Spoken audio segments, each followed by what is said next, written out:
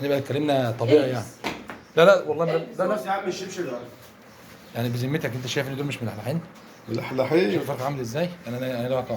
كله خلي بالك النهارده خلي بالك بس. احنا الساعه كام دلوقتي بقى؟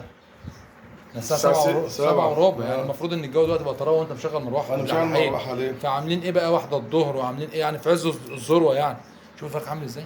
الفرق ده سيبك من انا بصوره اللي هو نايم دي النوم. كل دول ملحلحين جامد. شوف بقى التصويره.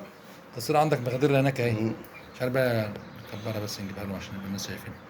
التصويره اهي اللي بقول لك عليها هناك اهي شايفها؟ خضرا ده كله بقى دي كلها سموم فطريه. تنتج من ايه بقى؟ شفت السقايه اللي انت رافعها ديت؟ انا عاوز مستوى السقايه دي كده والسقايه ديت يبقى في مستوى ظهر الطير، يعني الفرخ ده يقف. أنا مش عاوز بس هشوم عشان شوف ده بقى هربان فين؟ ده جاي على البلاطه اهو. شفت قاعد على البلاطه من حره. وصلت لك كده؟ يبقى ده كله ايه؟ ده كله سموم فطريه. هتنزل مضاد السموم زي ما قلت لك 3 ايام هيبقوا زي الفل، مش هيحصل اي مشاكل تاني. بس كل 3 ايام تدي يوم.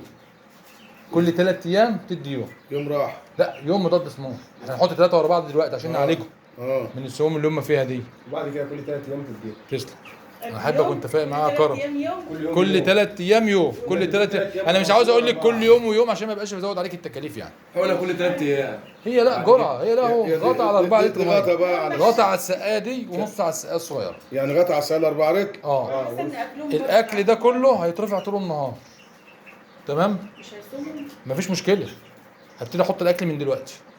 لما تاني يوم الساعه 9 الصبح 8 الصبح اشيل الاكل ارفعه لان الجو حر جدا على الفراخ عشان ماشي والاكل تحط لهم امتى بقى تاني؟ زي دلوقتي كده.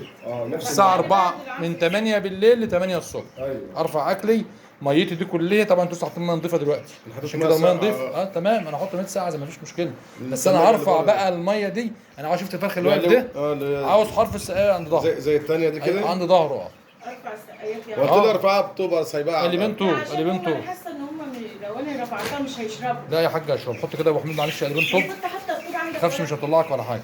كده طلع ما شاء ايدك الجميله الله بس. عمري 13 يوم و 12 صلاه على يوم. النبي حاجه زي الفل كده الناس هتحسدك في الفيديو. ماليش دعوه بقى انت حر. حاج جمال مطلع فراخ على 13 يوم زي الفل اهو. الفرخ عامل له 450. لا ما حدش يعرف جمال مين يا حاج ما نقولش جمال مين. مش على كده. لا هم اصلا عاوزه بقى كمان قالب. شفت بقى؟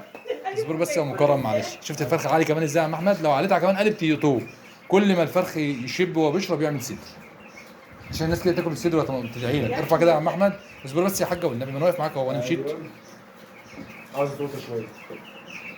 اصبر بس يا خلقره. اصبر عليا. ده يشرب. طايل ولا مش طايل؟ في خل بقى كله ده طايل. ايوه. لا لا لا لا بقى اكنسل دي اكنسل دي اكنسل عم اتكل على الله حبيبي. بس انا عشان يبقى عارف انت زي ما بيقولوا ايه نظري. انا خلاص اصل انا قلت انا بروح اشوف فراخ اكتر من ان انا بعملها. انا ما فيش مزارع اشتغل فيها. فانا بشوف شغل بيوت كله. دي المشكله فده البيت عادي زي الفل. لا ده انا لسه جايب شويه بط باذن الله زي اللي الفل. معجزنا الامكانيات.